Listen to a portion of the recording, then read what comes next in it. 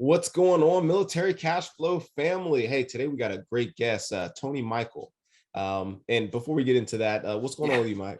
I'm doing good, man. I'm doing good. So the guy's name is Tony Michael. For whatever reason, when we got the access information, it had it switched. It said Michael Anthony. So for the first half of the episode, we're calling him Michael, but he prefers, which is his name, but he prefers Tony, guys. So when you reach out, it's Tony. But besides that, man, I'm doing good, man. I'm doing well.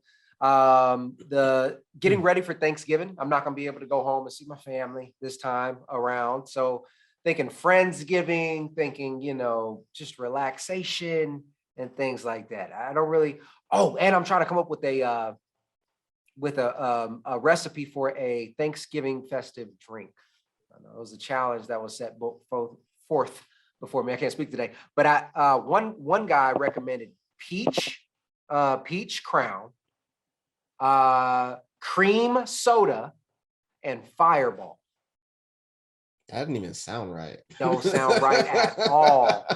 Don't sound right at all. I'm gonna try it though, but I it's a challenge to see who can come up with the best drink. So, yeah, man, I'm gonna try that. So anybody who's got some suggestions, let me know before. Well, shit, I guess this may not even air before Thanksgiving, but it doesn't matter, guys.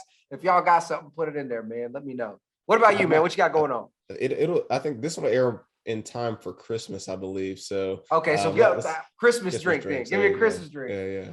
Go ahead and go and put the comment down below. Let us know what Christmas drink. What's the thing to drink for Christmas this year? I like the eggnog and I never could do eggnog, man. Eggnog I never and could.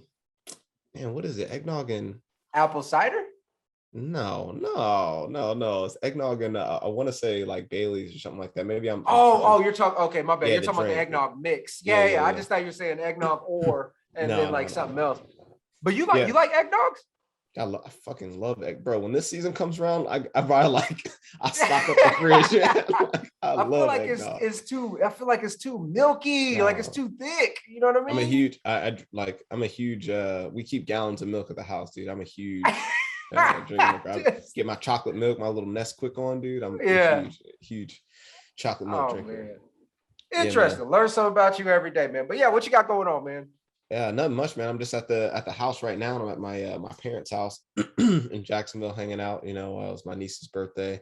Yesterday went to the skating rink. I busted my ass a little bit, but like I think everybody fell at least once. But I fell. I hit my ass and then like bounce like twice more. I was trying to spin around on like the 4-wheel skates, man. It's just unnatural, like trying to skate in like the 4-wheel. So definitely busted my ass, but it was fun times. It's great times, man. I had a great time with the family.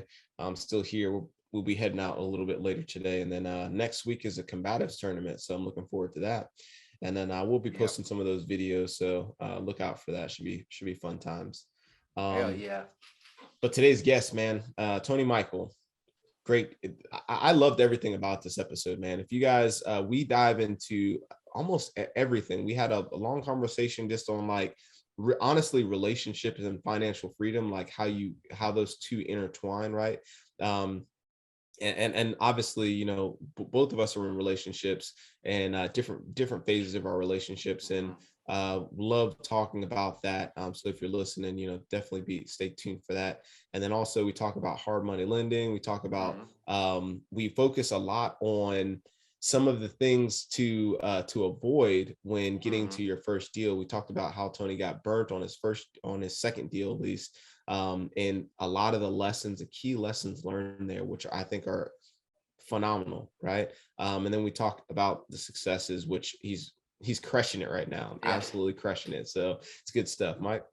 Yeah. You're exactly right. So the successes aren't mentioned really towards the end. So if you're listening and you need that credibility boost to hear what he's saying, then go ahead and just, stay to the end or fast forward to the end and hear. This dude is killing it, but we focus on a lot of the failures. And more importantly, in my opinion, is what we focus on with how he was so creative that he got started without ever having to lift a hammer, ever. He was literally the brains behind the operation the whole time. He was like, well, hell, if I put these pieces together, I can solve your problem. Let me go ahead and make, $78,000 real quick on this one deal. It's really amazing. So again, without further ado, let's get to it.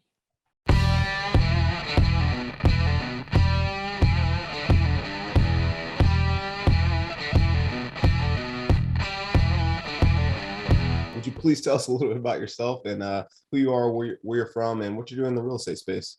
Yeah, man. Hey, thanks for having me on, guys. I appreciate the opportunity. A little bit about myself, 28 years old, currently stationed down here in Fort Lauderdale, Air Station, Miami, on the 65 side, so aviation and the Coast Guard.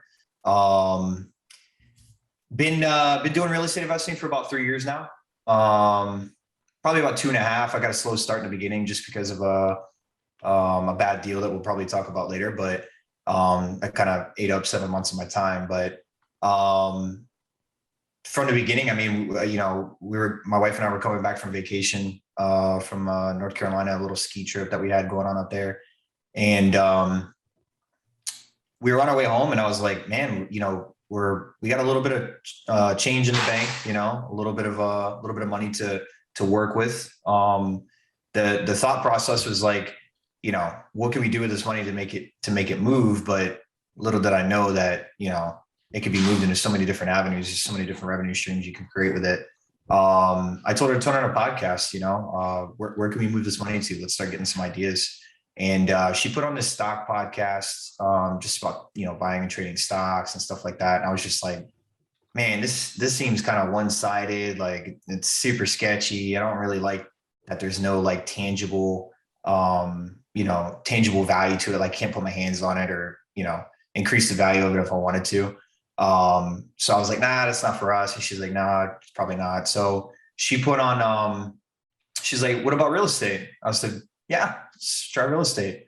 Bigger Pockets podcast came on and, man, I think we listened to probably 8.5, 9 hours of Bigger Pockets podcast on the way home on the road trip home.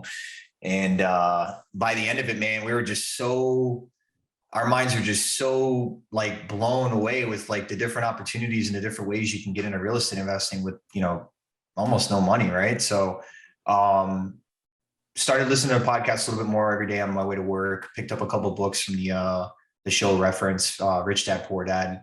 And that was really a foundational key to how we built our success in my companies and stuff today. Financial freedom is found at home. You got to start with your home finances. You got to get that in check. And once that's in mind, then you can start taking a little bit more risky, calculated risk moves towards whatever ventures you want to apply to.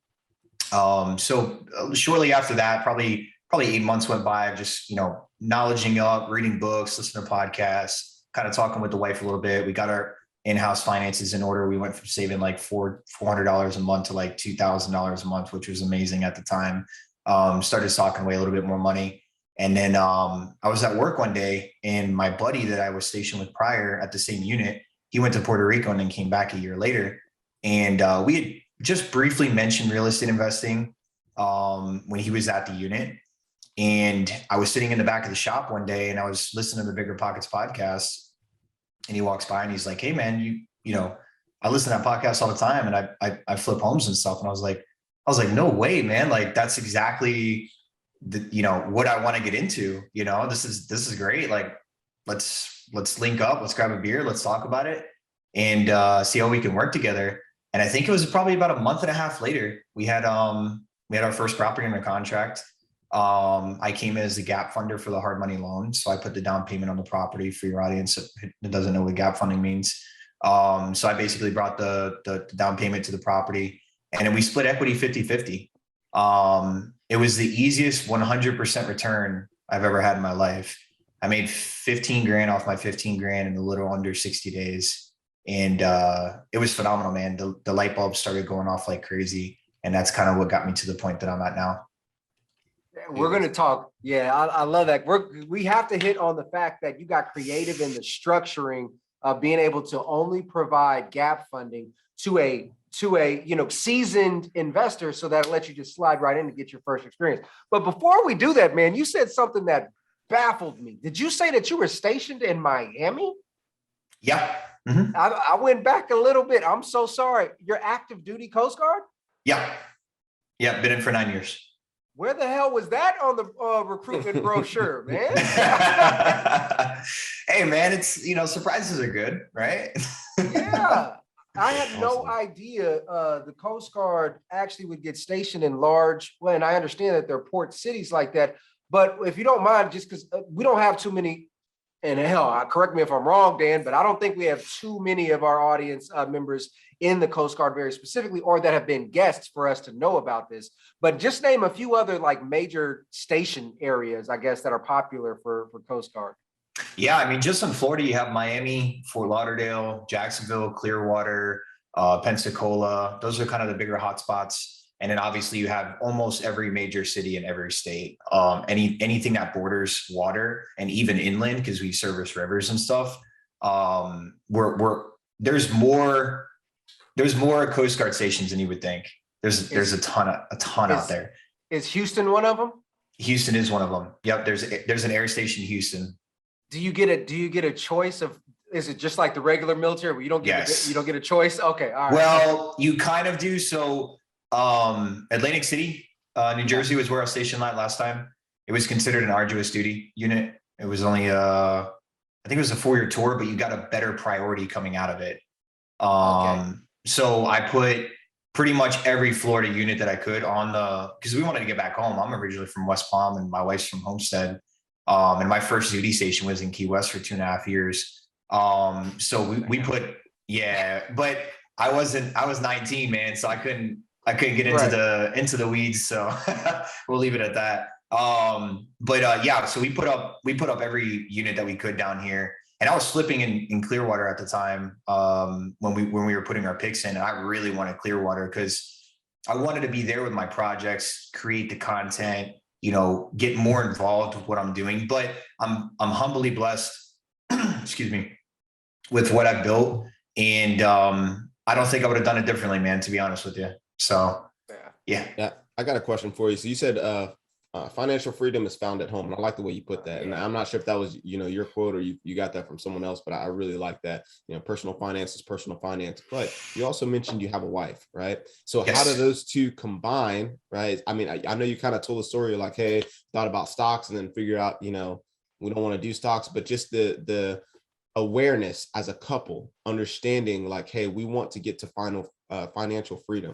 Where did that come from? And like, how did that conversation go? We got a lot of audience members that are in relationships or they're going to get in relationships, right?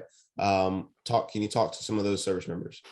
Yeah. So I think what really kind of tied my wife into the whole thing, because she's not really interested in doing real estate. She has her own career. She's the dean of curriculum at one of the top rated charter schools in the area.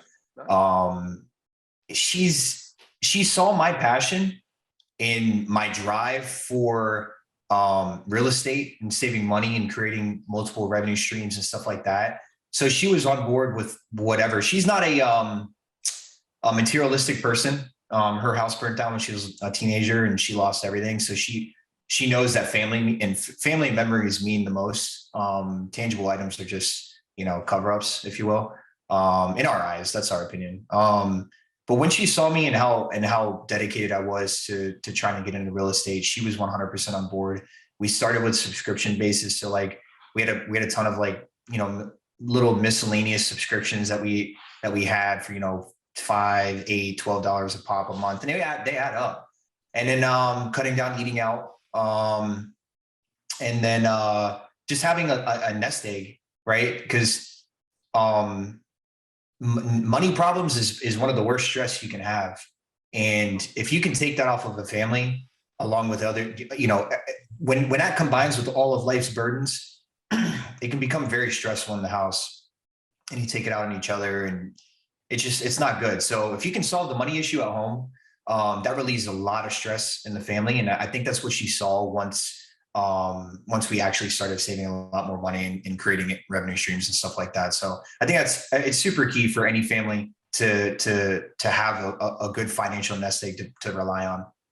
Yeah, man, especially I see that a lot with families, right? Sometimes, usually, one spouse is like, yeah, I'm all about it. I'm trying to increase revenue, do real estate, do this. And the other spouse is like, whatever, dude. Like I'm just along, kind of along for the ride. And I'm not saying that was your situation, but I guess where I was going with it is I like that, in that relationship, I think the key thing is to start off with a conversation, and then after that, fix what you have at home before you're like, hey, I want to start going investing and doing this and doing that and doing this. You know what I mean? Kind of fix that at home. I really like that, financial freedom is found at home. I think that's the foundational step, right? The conversation, and then actually fixing, getting on your budget and kind of getting some of those things, just like you said, a billion little $15 subscriptions, those things add up. So kind of fix what you got at home before you move forward.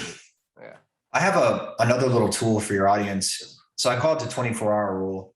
If you're on Amazon or Walmart, or you're looking to buy something online, throw it in your cart, wait 24 hours, and then see if you still actually need the product.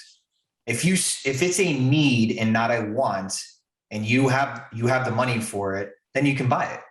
But I think a lot of people, most people are impulse buyers, especially when it's under a certain dollar amount. I need a whatever material item or whatever you need, just to kind of satisfy, like, I just got this new whatever lawnmower or whatever, but the old one works fine. Why would you buy a new lawnmower or whatever? That's probably a poor excuse, but you guys get what I'm saying. So I got a question for both of y'all then, because we talk about having these conversations with spouses all the time, but there's a lot of people who are still dating or just going out there. When did you guys have the conversation with your wives? Because that's a little bit different than somebody having financial conversations on a dating side of the house. Or did you guys already talk about finances when you guys started dating? This is just a question for both of y'all. I'm just curious.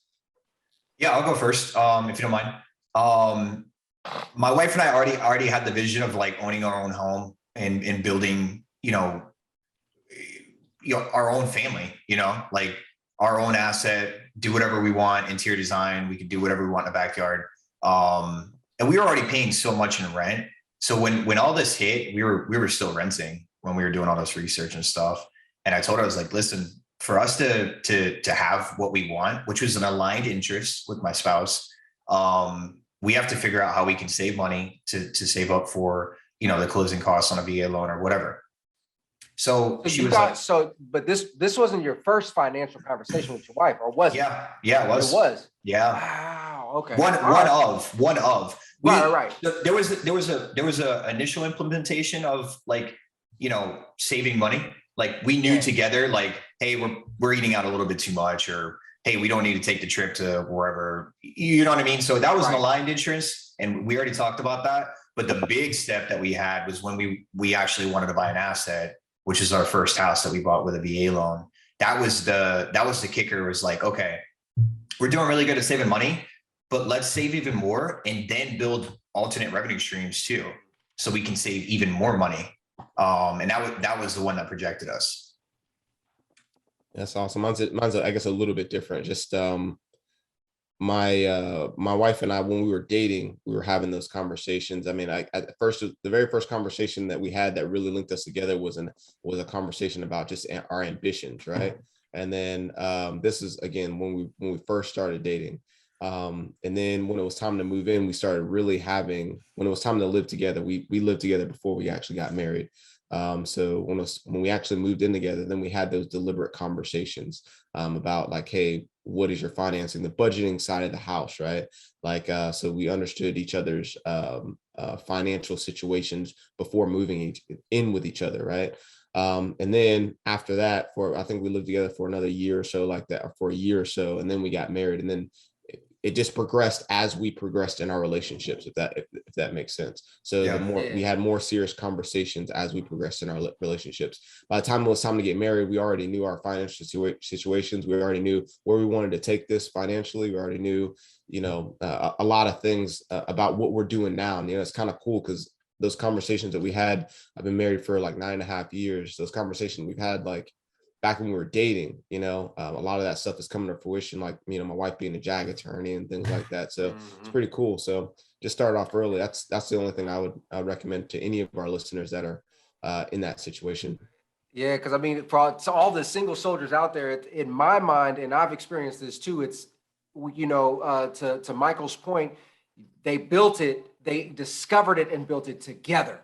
That's a whole different story than if you're already in the mindset of financial freedom now before you meet somebody, because now that's a whole conversation. You got to make sure that they can support that, or they will support it, because otherwise it's just going to be stressful. Yeah, but here's another thing, just to touch on that real quick. Financial education isn't taught in schools, right? And unless you have foundational principles from the family that you're raised in, most people that are of marrying age and are going through the ranks, getting up to that point, aren't thinking about their finances moving forward. They're short-term thinkers as far as, income and stuff. A lot of people are okay with living paycheck to paycheck. It's just simply not okay. If that's the lifestyle you want to lead and you don't have aspirations to become something bigger, then that's fine. Everyone has their own lifestyle, but I think it's financial education based too. And it's funny we're talking about this because my wife just got an email from like the school board or whatever. They're implementing financial education services in the middle school and high school now. And is that only because you said charter school? Is it because it's a charter school and they don't have to adhere to the Florida curriculum, or is that? I know we're kind of getting way off topic of real estate. Yeah, I know, man. I'm sorry. I just had to. No. It's all good. But but go ahead. I think so. Okay. I think they still operate on the foundational principles of what Florida education wants from the public standard, but they're able to kind of do what they want, their own little spin on it. Yeah. and then kind of pitch it that way. So okay. Yeah, that's excellent. And I love this conversation. Now, if you guys are listening out there and you're like, man, where's the real estate stuff? Hey, this is extremely important because at some point you're going to get in a relationship in your life, man. Or you might already be in a relationship. And just like Michael said, man, I think you're 100% spot on with that. Unless you found financial freedom or found a financial awareness prior to going into a relationship, the likely chances are that you are discovering it together. Is one spouse trying to basically educate the other, and then you guys are growing together and then building that legacy. So understand that wherever you are in your relationship situation, right? Just understand that you guys can be building together, or if you don't know it, all right, it's time to build, right? If this is your first time kind of being exposed to it, then hey man, take that and start having those conversations with your significant other, because just like Michael said, man, both Mike said, right? The freaking money problems is the number one cause of relationship disaster. That's fact, right? Yeah. So yeah, man, take heed. What we're gonna do is we're gonna start a dating service for for the financially free. Yeah, for the financially savvy. Yeah. All right, man. So let's kind of revert it back to this deal, man. So I want you to so for the audience, let's break it down piece by piece right here. But you essentially provided gap funding, which allowed you to come in for very little capital and then get 50% of the deal. So walk us through it a little bit. And if you don't mind, just explain some of the things as you're going, like gap funding and how you structured the 50-50 with whatever paperwork or whatever you did.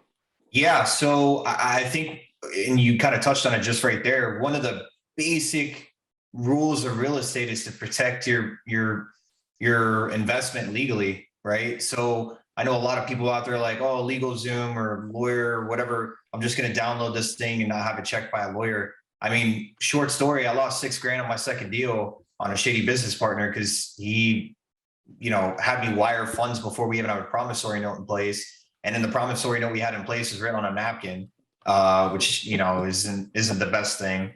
And then when I went after him and I was like, hey, you owe me money, I went and tried to hire a lawyer and it was a $5,000 retainer. And I was like, that's 95% of the money that was owed to me. So that's one. So we had a legal partnership in place, looked at by a lawyer, made sure that the document was, in both parties' interest.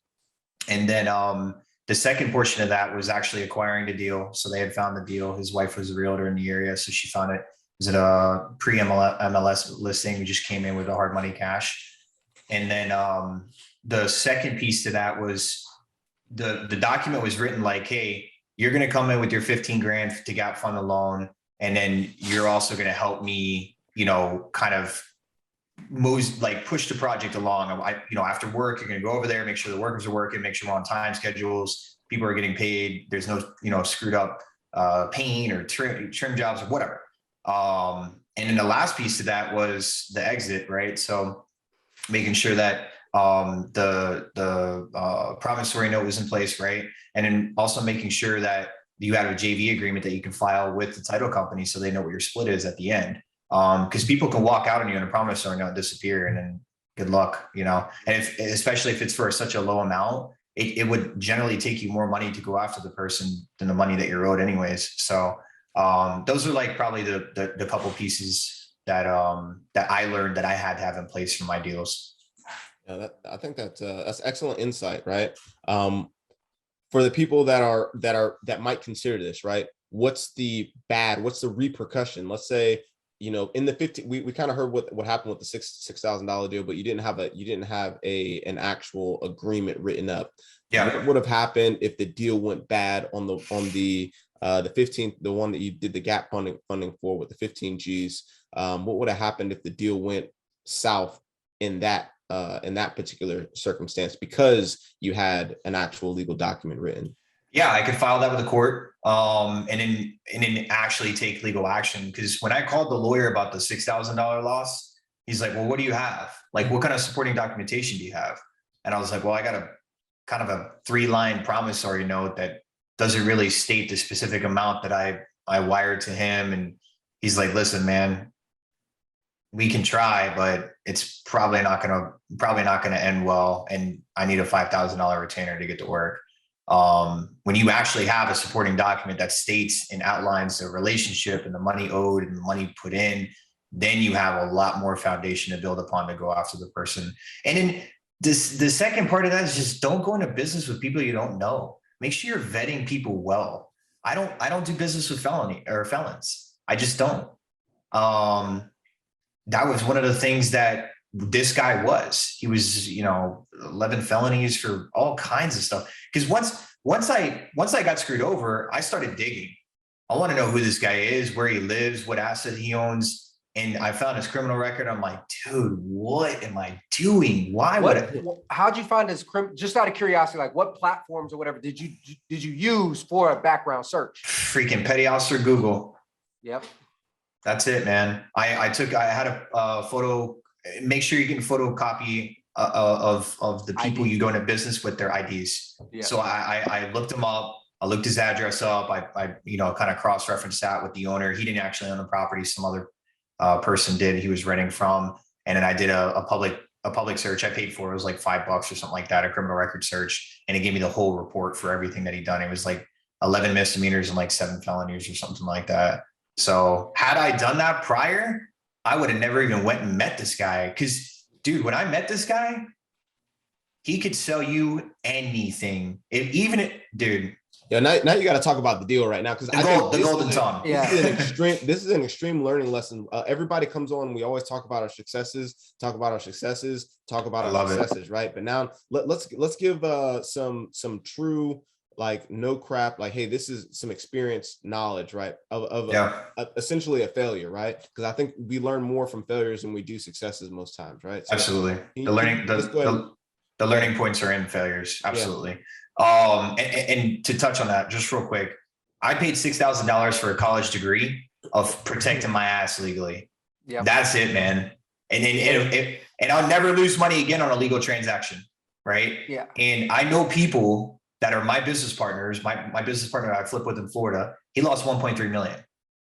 I'd rather take $6,000 than 1.3 million any freaking day, man. So I'm glad it happened early on in the career. And then that set me up for the rest of the deals that I'm doing now. But to touch on the deal, I was on Craigslist just looking for, I knew I had to get into real estate somehow after doing that flip with him. I said, man, let's try to find another flip. And he's like, oh, the market's really crazy right now, blah, blah, blah. I was like, all right, well, I'll just do it myself.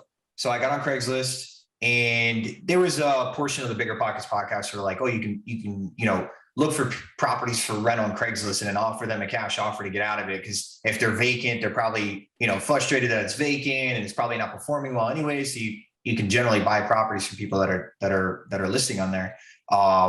So I got on Craigslist. I found this duplex right outside of Delaware, which when I was stationed in New Jersey, we used to do deployments to DC. So it was relatively close. And I was like, man, I could take the van one day, the GV, and just, ride out there and look at this property if it's a deal. Called the guy up. He sent me pictures of the inside and needed a ton of work. And I'm like, this isn't a deal for me. I'm not going to do an out of state project. I have no resources here. Just not going to happen.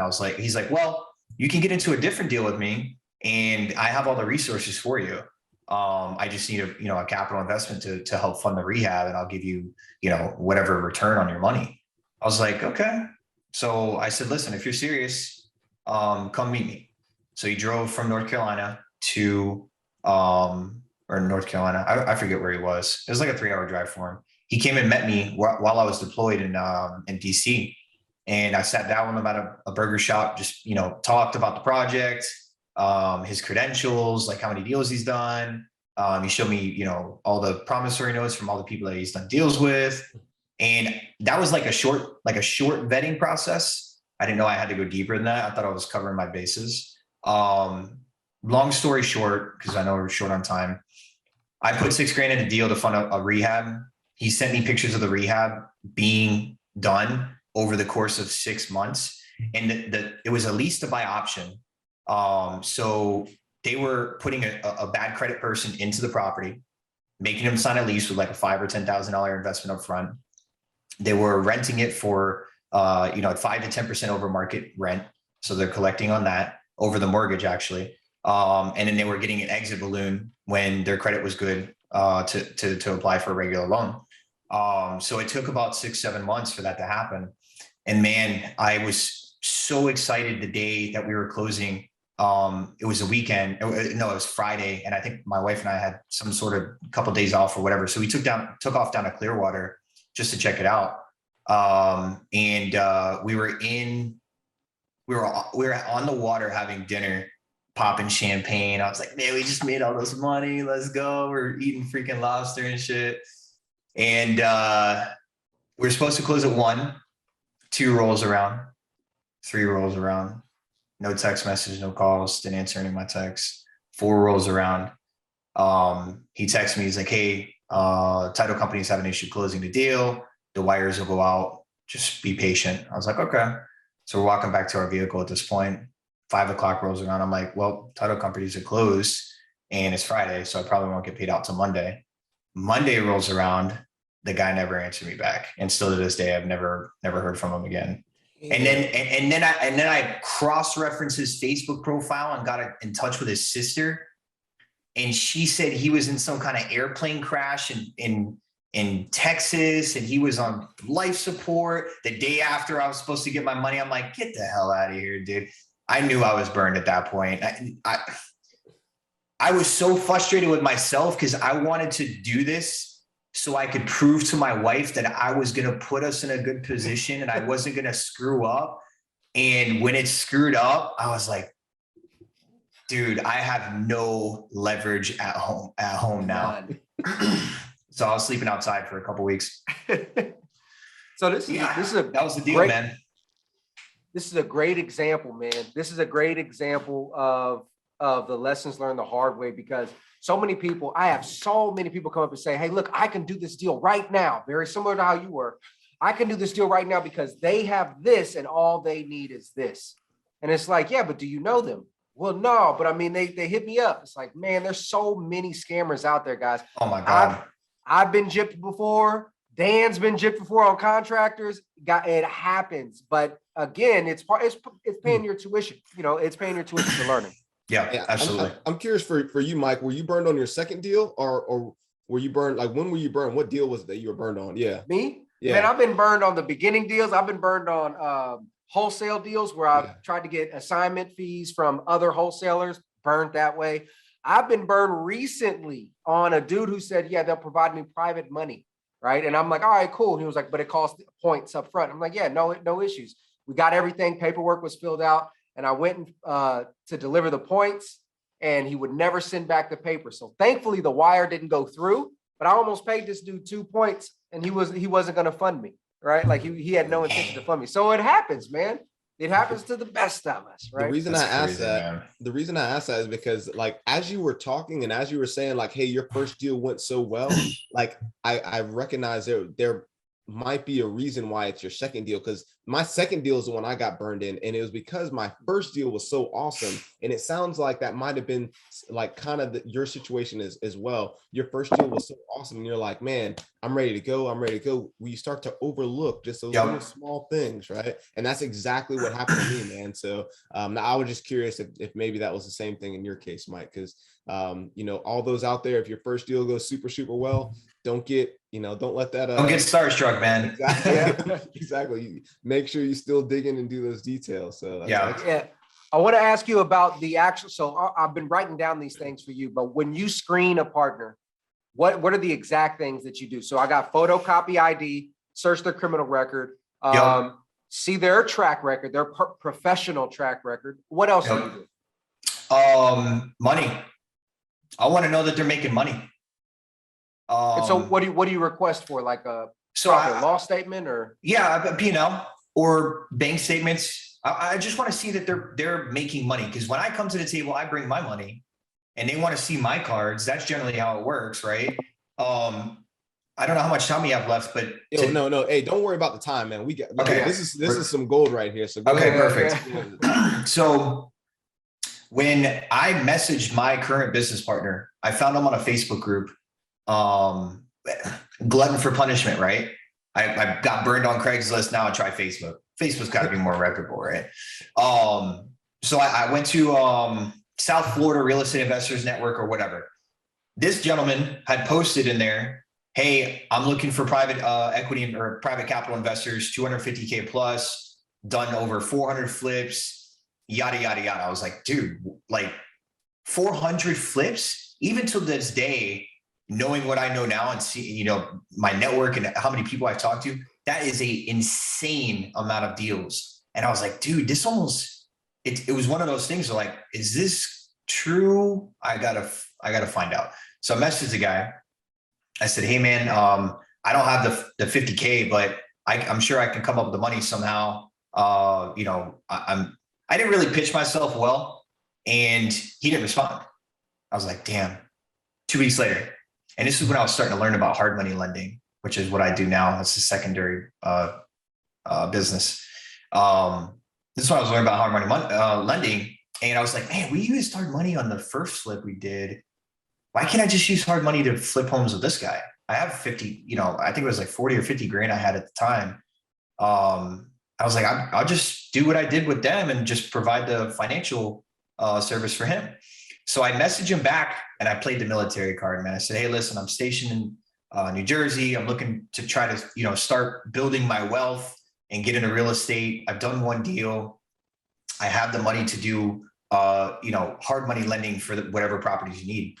He's like, call me, send me his number. I was like, okay, I'm at work. I was like, I shot into the back room. I closed the door. I was like, hey, this is Anthony. And he's like, so you think you can do hard money, right? I was like, yep. He's like, all right, fly down and meet me. I was like, I don't even know what this guy looks like, dude. I don't even know what this guy, I didn't even know what he looked like. I didn't even know his name. I knew whatever name he put on Facebook, which could be anything. So I flew down and met him about 2 weeks later. And I pulled up to this used car lot, kind of ranky, like shaky, kind of, it just was disorganized. I'm like, this isn't a good start, man. I'm not liking this. I walk into this like little shack, this concrete shack with like half a roof on it. And I open up the door, and it was like it was a lower than usual ceiling height. I think it was like 7-foot ceilings. And I just felt like super, like I was already stressed and, you know, nervous. And I felt like super confined when I went in there. And I was like, dude, I just should walk out. Like, I don't think this is for me. And as I'm like turning, I see this gentleman sitting in the corner, and the office is not well lit at all, by the way. I see this gentleman sitting in the corner, and I was like, I'm looking for Neil. And he's like, oh, I'm Neil. And he like abruptly gets out of his chair and like puts his hand out. And at that time I was like, dude, do I run or do I shake this guy's hand? Like, I'm not, and he's a pretty big guy. Sorry, shook his hand. And he's like, hey, come here, sit down. I want to show you something. He had a filing cabinet right next to his desk with 2 drawers, all HUDs, every single It was like 400 or 500 of them. And he's like, you know what a HUD is? And I'm like, yeah, acting like I knew. I didn't know what the hell a HUD was. I've only ever seen one. Started handing me all these HUDs. He's like, oh, this is this property. We sold it this way. We made this profit. Look at the bottom. You can see cash to seller, blah, blah, blah. Oh, and look at my screen. He had 2 screens up and he had his bank accounts opened up and just like 300, 400, 200, 300, 400, all in each account. And I'm like, oh my God, like this guy's, I just shook hands with a millionaire. It's the first time ever. This guy is crushing it. And I want to be a part of this. He's like, hey, let's jump in the car. Let's go check out some of my projects. They're pretty close by. And he's like, you drive. And I was like, all right, here's where I die. He's going to take me down some back alley. His boys are going to jump me, take my watch, whatever. I'm screwed. I got in the car and we drove to a project. To your audience, do not do what I did, please. Or if you do, have somebody with you or an SOS tracker or something. Let somebody know where you're going. Don't do what I did. It was stupid. I was young. It was stupid. It worked out, thank God. But so we went to a bunch of his projects, 7 or 8 properties in the area, all in different phases of the flips and stuff. And one was under rehab, one was finished, all these other projects. And I'm like, I felt so much excitement. I was like, dude, this is what I want, man. I don't want to, do scheduled maintenance on an aircraft anymore. I want to go flip homes and put my touch on it and build wealth and make crazy money. Like that's what I want to do. And on our way back to his office, he said, so what do you think? You want to partner up? I was like, yeah. He's like 35, 65 equity share. And I was like, Shark Tank, would you do 40? And he's like, nope. I was like, 35 works. A month after we did our first deal, we made $78,000 on that property. Hey, that is such a fantastic story, bro. I love that. I absolutely love that. But especially the part where you're like, yeah, shady. I did it anyways. Yeah. You gave the wrong message to the audience, man. Now everybody's out there and be like, hey, he offered candy and I'm getting in the van. That's what's going to happen from now on. Yep. But I wanted, so, I mean, this right here is beautiful. When you say that you offer hard money and they have the team, is that essentially just your credit and your relationship? You do the application process, yep. And then he basically see right I there. I told him, I said, listen, I'm not doing, and this is when I was a little bit more educated, especially on the legal stance, because I talked to so many lawyers at that point. They're like, were you on the HUD? Did you own the property? I'm like, no. They're like, okay, well, you have nothing. And I'm like, okay, the next property I do, I'm going to be on the HUD. I will own that property. So I started an LLC, and my LLC was the one that's purchasing the property. My LLC is what had the debt on it. So I had like a physical, I knew that if he screwed me over in any way, I still own the property. Oh, is he not in the LLC? No. Even smarter. I like it. Yeah, I like it. I'm assuming lien release waivers were your friend in that situation, because just like you're talking about, right? You can own the property, but if you have someone actually doing the flip, the actual flip, the hard work to it, they can go and put a lien on your property. Did you protect yourself in that way? So I didn't know about that at the time. And what we did was we structured a JV agreement, and it's specifically party A, party B, like, went through the details of what each party was bringing to the table, right? I was a financier. I was bringing in capital. I was closing the investment. I was, responsible for the debt on the property, et cetera, right? And then he was the person that was going to do the project, manage it, basically project manage. He already had the teams in place, and then he would then sell the property, and then we would split 35-65 at closing. He, to protect his investment, held a note for the mortgage of the property that I signed in case I screwed him over. He could file it with the title company, and if I ever sold that property, he would get his money from the profit from the property, or if there was no profit, to come out of my pocket. So there was this gentleman is probably one of the smartest. He's just like us, right? But if you start nailing him with terms and different items, you can see how quick he is to know what you're talking about and then offer advice on a better way. Like, he's super smart. And that's Let me ask you this. Why did he need your hard money? He does flips with his own cash, right? He does about 8 to 10 projects every quarter with his own money. And then he reinvests his money and buys commercial real estate, right? Okay. He has 30 flips going on right now with investor money, private capital. So for him, he had the crews and everything to scale, but it was a financing portion, right? And he doesn't like debt. He buys everything cash. So he didn't want to use hard money in it himself. So he brings in other people. It gives them the same, setup that I have with the LLC owning the property and, funding everything. And he's able to exponentially scale his company based on how many properties he can acquire. So it's a win-win, man. It's a win-win for everybody. And I tried, for the audience there, that's how you win negotiations. You have to make sure it's a win-win. Fuck all the FBI stuff that you've been taught and having a BATNA and all that stuff. Guys, if everybody wins, everybody wins. You're going to get the deal 9 times out of 10. And I love how this is an example for anybody who just has good credit and a little bit of money saved up, and they're looking for a way to get started, but don't have the time to learn flipping inside and out, or don't have the time to learn wholesaling inside and out. You can partner with an operator.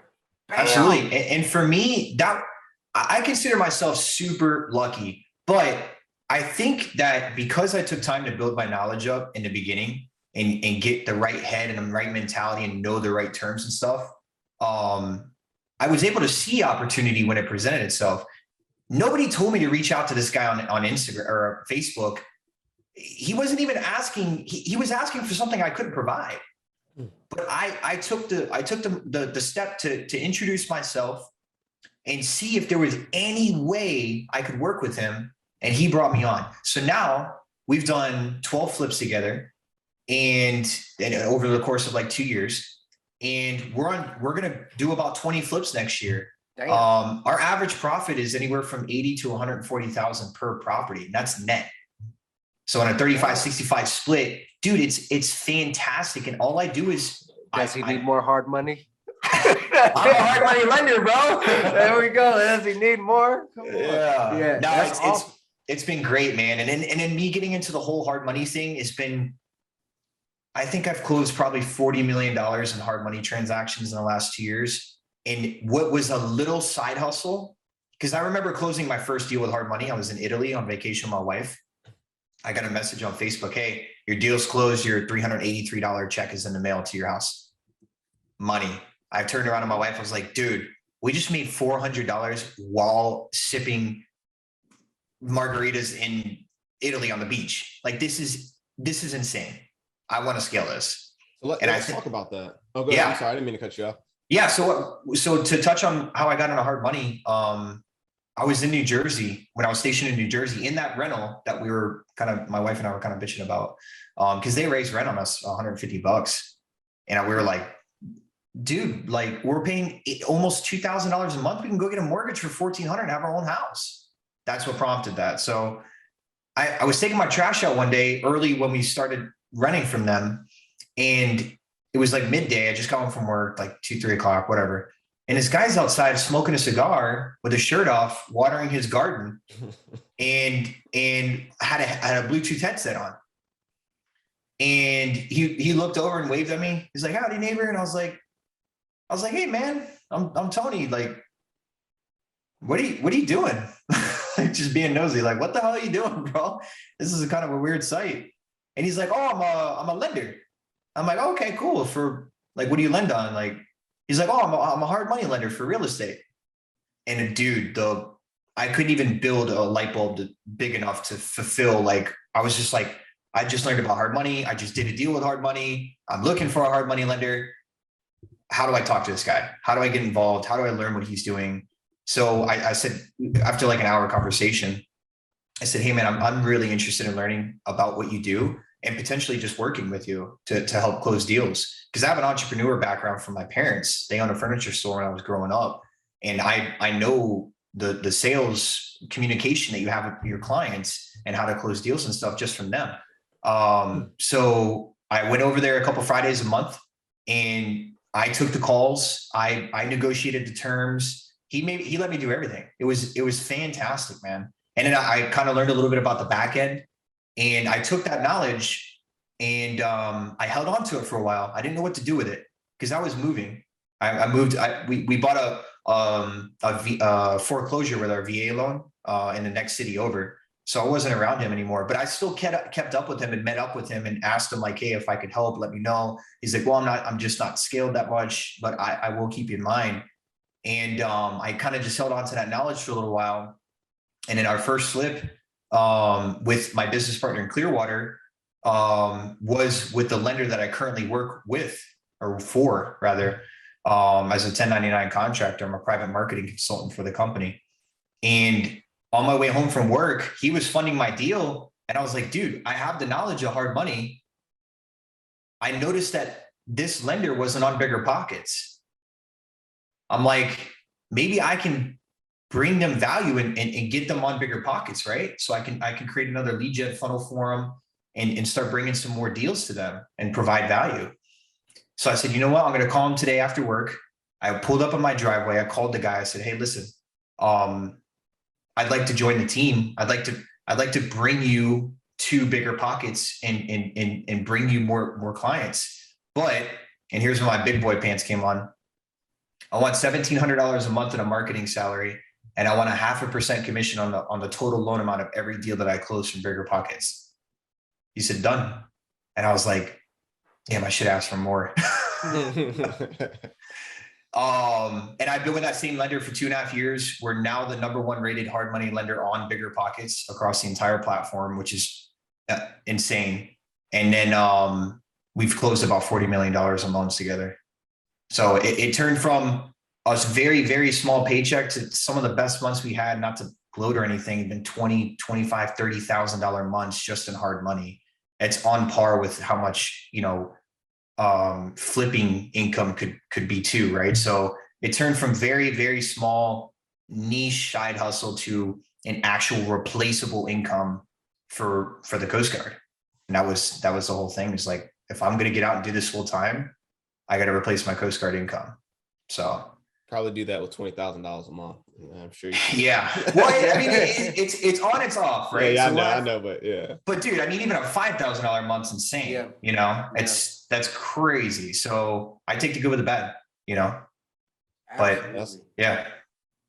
That's great, man. It seems like there's a lot of you putting your vision out to the universe, and then the universe in return kind of, you said you ran into your buddy in your first flip, and then you just saw some rando, well, I guess your neighbor, like watering his yard with a shirt off and a cigar, right? Like it seems like, and the same thing kind of happened to me. I'm sure the same thing happens to you, Mike, as well. When you start putting those things out in the world, stuff kind of comes to you.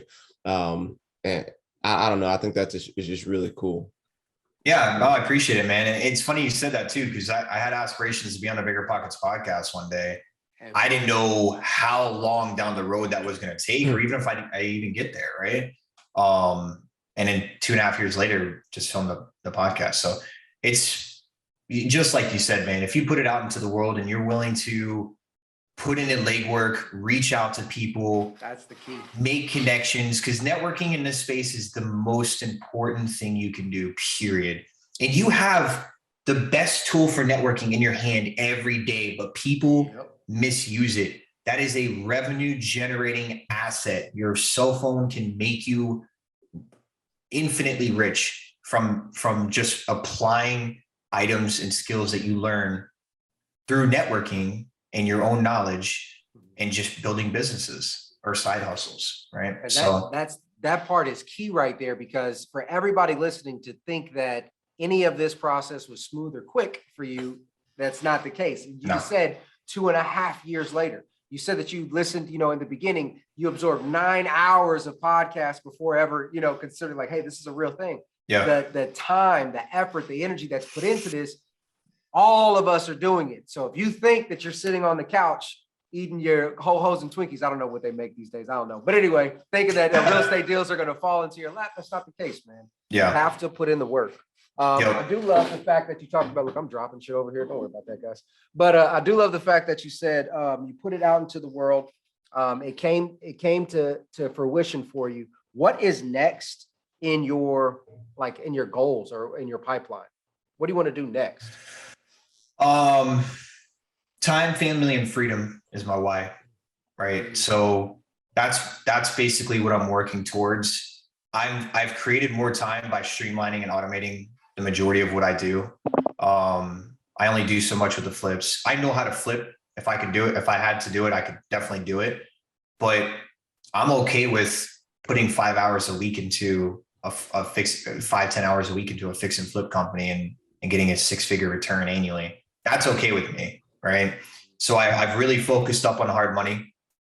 I've now gone from, because we were getting a lot of leads through Bigger Pockets, and some of them weren't the criteria that we lend on. So I started brokering commercial and large ground up construction deals now.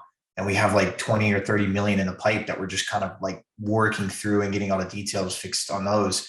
But dabbling more into the commercial real estate space, commercial lending space. And then I think the more of like the long-term 5 to 10 year goal is to build affordable housing or even free housing for homeless and disabled veterans. I love that. We already have like a 40-acre plan in place with like, $60,000 container homes that are 2-1s with the kind of peak ceiling and stuff like that on like little 1/8-acre lots or whatever. So it's there. And the cool thing is when I presented this to my business partner, he's like, dude, let me know how I can help. Yep. Like we'll do it together. So he went down to the city and talked to the mayor. It was like, hey, we want to do this. Can you allocate us land? Like it doesn't have to be in, on water, waterfront, but just allocate us land and we'll take care of everything else. So it's in the vision. It's working. But the kind of shorter, longer term goal, 2 to 5 years, is a large acquisition. So fix and flipping is great. I love short-term capital and being able to reinvest it and make that money continue working. Right. Right now I'm in a capital building stage. So I want to, $500,000 to $1 million liquid. And then I want to take down something that will retire me and I wouldn't have to work. That's the ultimate goal right now. I love it, man. I love the vision of the giving back. We talk a lot about philanthropy, and it's not a matter of, just being a good person, but it's a matter of if you truly are trying to progress in life, there's always an additional phase. Like once you have enough money in the world, then what? Right. Yeah. So I love the giving back to, building those homes and things for veterans. I tell your audience too, if enjoy the journey.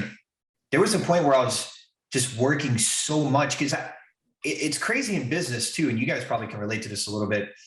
When you want to turn it on and go, you can do that. But if you want to turn it off, you can do that too. I can turn off my lead gen and I don't have to answer phone calls and I don't have to buy real estate. So I took a month off just to kind of find myself. I was going through a little bit of stress and anxiety from like, being full-time active duty military. And as soon as I get off work, taking phone calls on clients and then keeping up with my flipping company, all this other stuff, like it was really overbearing and I didn't know it until I got burnt out. Enjoy the process. I bought a boat. I never thought I would buy a boat because I'm kind of like a frugal person. My wife and I try to save about 80 to 90% of our monthly income. And I was like, dude, what? Like, why? Why am I doing this? We have enough money. I'm just gonna go buy a boat. I want to start making memories for us and buying a boat brings family together. And we're out on the water and having a good time. And I bought a dog. I just bought a dog 2 weeks ago, and I was like, I always wanted a dog. I didn't know what was holding me back. I always what kind of dog you got? You didn't buy a dog. You bought a rat, man. No, that was fucked up. That was fucked up. I'm gonna slap you when I see a person again, bro. I'll go take some steroids. You got to tell them what it is now. You got to tell them. After the show, I'll show it to you. Yeah. So I just enjoy the journey, man. Help other people out when you can. If somebody hits me in my DM and they're not, hey, can you tell me how to analyze this deal. No, Right. but I'll give you a reference to where you can learn how to analyze your own deals. Right. Listen to that. I'll help everybody I can.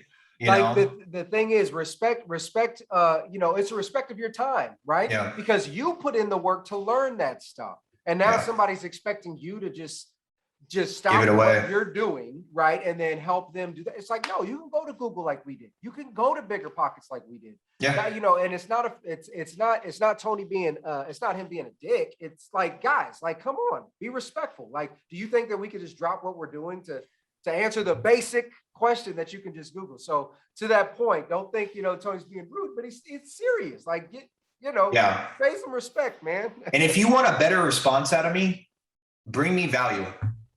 Yes, good point. Bring me something. You guys know Ryan Pineda? Mm-hmm, mm-hmm. I wholesaled him a Big Bear, California Airbnb property. Nice. Through Instagram. Nice. My buddy was a wholesaler. He posted a picture of it up on his Instagram. I knew Ryan was investing in Big Bear. I got the information from him. I forwarded it to Ryan. I messaged Ryan on Instagram. I said, hey man, I have a Big Bear Airbnb property and needs a little bit of rehab. I think you would be interested. He said, send me over the details. I brought him value. Yep. I then wholesaled that deal. I only made $1,000, but dude, it was literally forwarding an email. Yep. Right. But there was an opportunity there. I put the pieces together and I reverse wholesaled a property to Ryan Pineda. And now I have an open dialogue with him. I'm able to message him about different items and he takes the time to respond to me because I gave him what he wanted. Now I can get a little bit of value in return. And putting your foot in the door with someone big like that is also, they're going to remember who you are because it's not every day somebody brings you a deal off of Instagram. Like, who's this rando guy messaging me telling me he can wholesale me a 52 unit apartment complex? Just using an example. That'd be insane. That'd be great. I remember that guy forever. Right. Especially if a deal that closes on Instagram. Yep. Some people shopping like that Craigslist shit. Yeah. They'll just be like, yeah.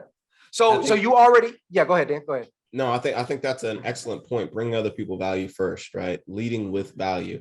Because if you guys listen to Tony's story, all throughout it, every single big transition point involved, hey, I brought the capital to the table. I had the credit, I had the money, right?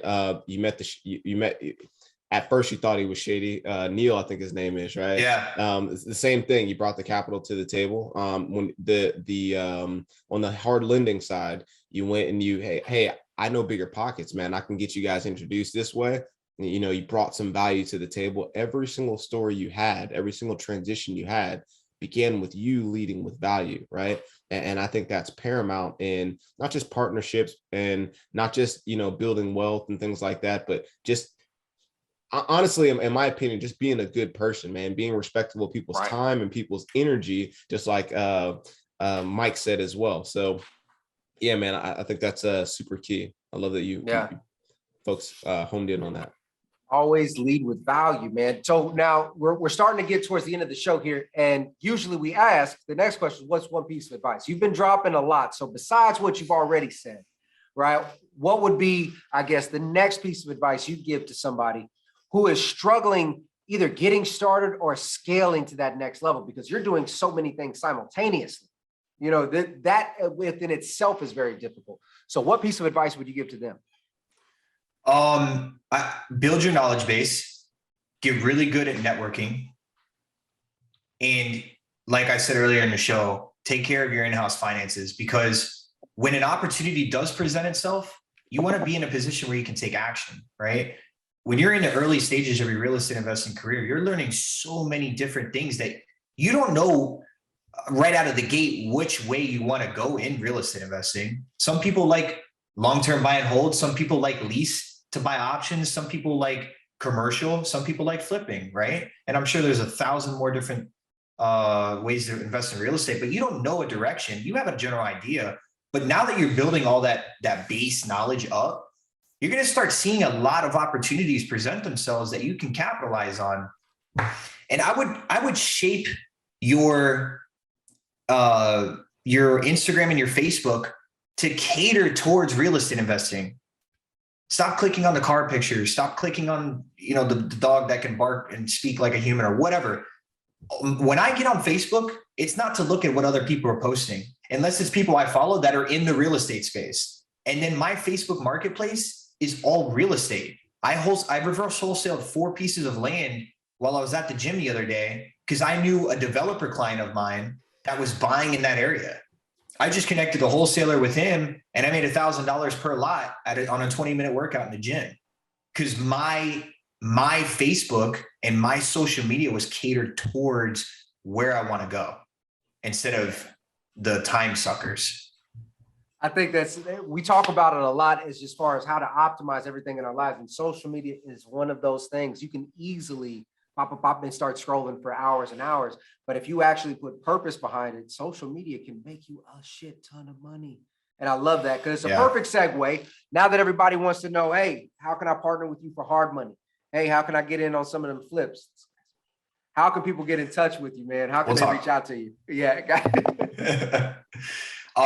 So I'm mainly focused on Instagram. That's where I've done the majority of my business. And it's where I push the best content out for my projects and what I'm doing and whatever kind of quotes or anything I can do to boost mindset. Right. Tony Michael REI on Instagram. Shoot me a follow. I have a link tree there with all my resources and stuff. If you need any kind of, tips and tricks about calculators or, how to find certain deals, we're doing a huge marketing campaign through Ballpoint Marketing right now off of PropStream. I pulled a list from PropStream. I'm in a kind of private test mastermind group for a certain piece of mailer. And dude, I sent a box of 600 mailers and I got 14 responses on them. And one of those deals is going to make me $800,000. Yeah. Damn. We're negotiating today. So if you need help with certain stuff like that, it'll be in my Instagram. That's a good, all right. So y'all need to take him up on that because I just did the math real quick. I'm a math guy, but you said 14 responses out of 600 leads. That's about a 2.3% conversion rate, guys, which is high for cold mailers. Mailers are typically going to be 1% or less. So whatever the hell script he sent out, you guys need to reach out to him for that for sure. Yeah.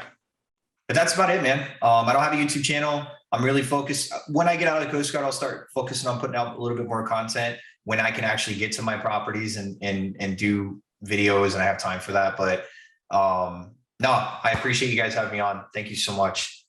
Man, we appreciate you, man. You just everything from the relationships to the, to the betting people and actually getting into what hard money, how you can get into hard money. Absolutely loved it, man. It was an excellent episode. So just wrapping up, I guess, finally wrapping up, right? Actually finishing the touches. If you're watching this on YouTube, make sure to leave us a like, man. At least hit the subscribe button, hit the notification. We appreciate all those. Leave us a comment. I'm sure Tony will be down there, can answer some questions if needed. Make sure you, if you're listening to this on podcast, do us a favor, leave us a review. We appreciate those as well. And we have a Facebook group with some service members in the group. Talking real estate and helping each other build wealth and grow cash flow together, Military Cashflow. So go ahead and join the group, man. We'd really appreciate that as well. And with that said, this is Dan Wynn. And Mike Glaspie. Signing off.